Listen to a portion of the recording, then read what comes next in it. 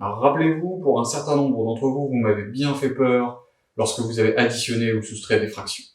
J'ai cru que j'allais perdre mes cheveux avant l'heure, à force de me les arracher. Rassurez-vous, pour multiplier des fractions, ça va être bien plus simple.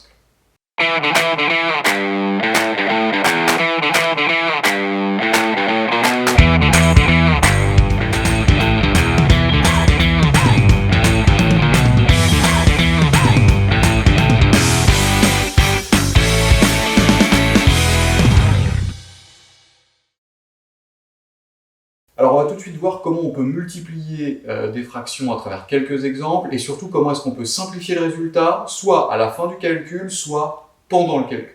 Pour voir comment multiplier deux fractions, nous allons prendre l'exemple de 12 septièmes fois 14 quinzièmes. Première méthode. Pour multiplier deux fractions, on multiplie leur numérateur entre eux et leur dénominateur entre eux. Ici, nous allons donc au numérateur obtenir 12 fois 14 et au dénominateur 7 fois 15. Ce qui donne 168 sur 105.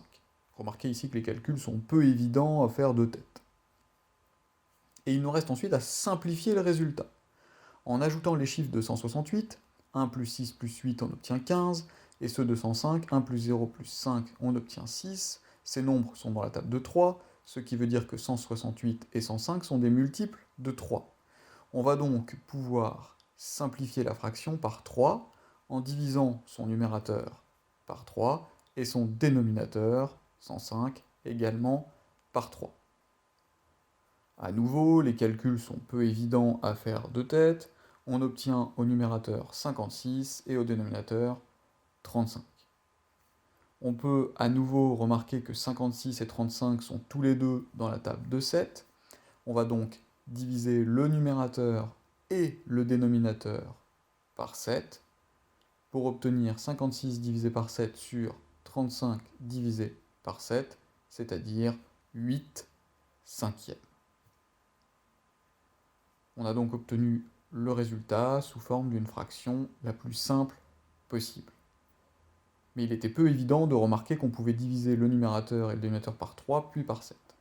Alors voyons une deuxième méthode pour réussir à calculer et à simplifier plus facilement. Reprenons. Pour multiplier deux fractions, on multiplie les numérateurs entre eux et les dénominateurs entre eux. Mais cette fois-ci, au lieu de faire le calcul 12 fois 14 et 7 fois 15, on va remarquer que 12 peut s'écrire sous la forme 3 fois 4. Et puis, pour multiplier par 14, on peut multiplier par 2, puis multiplier par 7, parce que 2 fois 7 est égal à 14. On va décomposer au dénominateur de la même façon. 7 fois 15 peut s'écrire 7 fois 3 fois 5, parce que 3 fois 5 est égal à 15.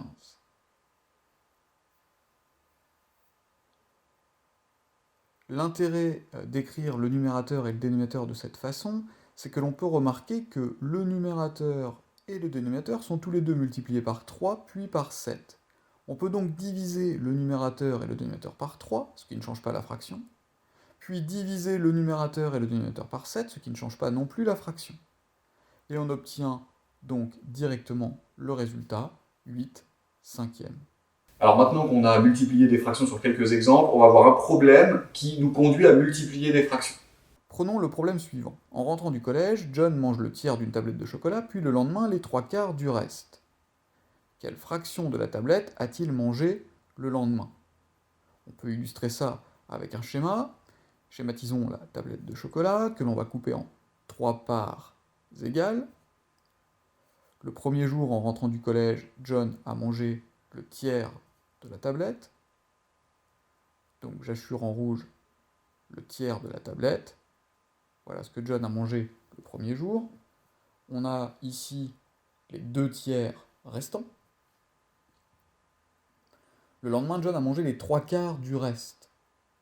Pour représenter les 3/4, on divise à nouveau la tablette en 4.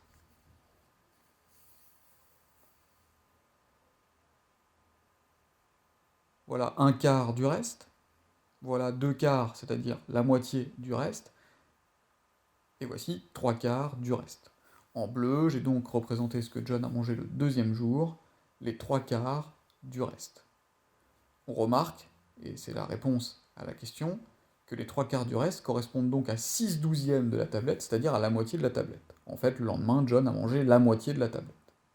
Comment retrouver cela par le calcul?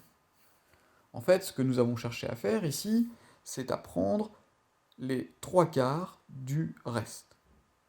Le reste étant de 2/3, on a donc cherché à calculer les 3/4 de 2/3. Et c'est là qu'on fait appel à la multiplication. Parce que prendre une fraction d'une fraction, c'est les multiplier.